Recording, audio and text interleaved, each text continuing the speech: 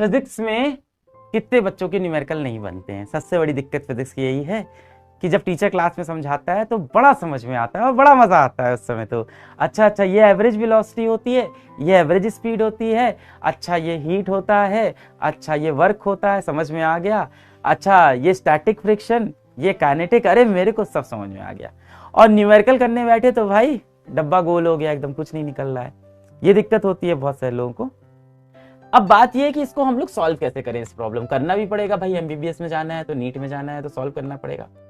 इसका सबसे सिंपल और सबसे पहला तरीका है कि क्लास के नोट्स में जितने क्वेश्चंस हो, ध्यान से सुनना आप, जितने क्वेश्चंस हो क्लास के नोट में, जितने भी क्वेश्चंस हो आपके पास, टीचर बहुत सारे क्वेश्चंस कराता ही आपको, जितने क्वेश्चंस हो उन सभी को रिवाइज कैसे करना है, उनको रिवाइज करें। आप कहोगे वो तो करते हैं, कैसे करें? देखो कैसे करना है। क्लास नोट्स बन गए, क्लास खत्म हो गई। अब क्लास खत्म होने के बाद मान लो आज क्लास में 4 न्यूमेरिकल कराए टीचर ने, या मान लेते हैं 6 करा दिए क्लास के अंदर, 4 से 6 न्यूमेरिकल होते हैं क्लास। आपने खोला, जहां न्यूमेरिकल था वहां उसके ऊपर हाथ रख दिया, सिर्फ क्वेश्चन पढ़ा, मन में सोचा ये कैसे सॉल्व होगा। मन में, हाथ पेन नहीं उठाना है, मन में सोचना है। अगर मन में सोच के आ रहा है इसके बाद स्टेप ये, इसके बाद स्टेप ये, इसके बाद स्टेप ये। अच्छा ये क्या होता है, जैसे ही आप ये करने की कोशिश करोगे आपका जो दिमाग है वो आपको कहेगा मत करो यार ये, है ना, वो कहेगा नहीं यार, क्यों? क्योंकि उसको मेहनत करनी पड़ रही है, उसको सोचना पड़ रहा है। वो कह रहा है मत करो यार, पेन उठा लो यार, अरे हाथ उठा लो यार, थोड़ा सा देख लो। नहीं, आपको मेहनत करानी है।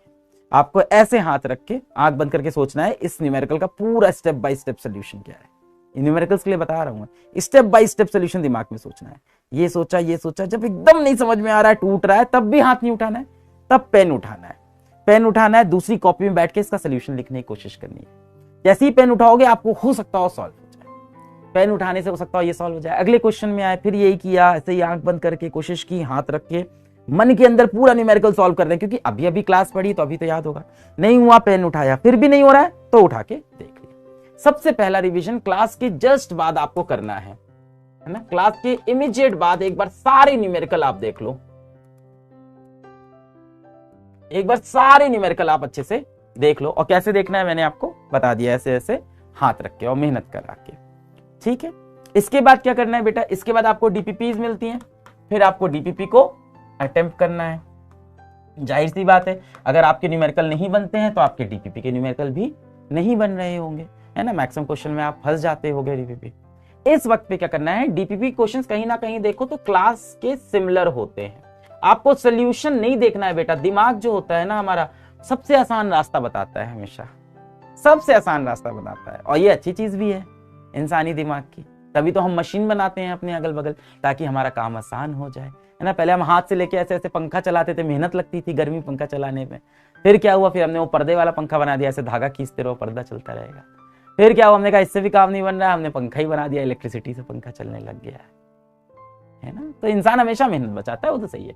क्लास के सिमिलर जितने भी आपको क्वेश्चंस दिख रहे हैं डीपीपी के अंदर, डीपीपी के अंदर जितने भी क्लास के सिमिलर क्वेश्चन हैं उनको देखा, फिर क्लास वाला क्वेश्चन देखा, मिलाया और सॉल्व करने की कोशिश की। क्लास के नोट्स खोले, सॉल्व करने। इसके बाद भी ये क्वेश्चन अगर नहीं होता है तब आप जाओगे इसके वीडियो सोल्यूशन पे,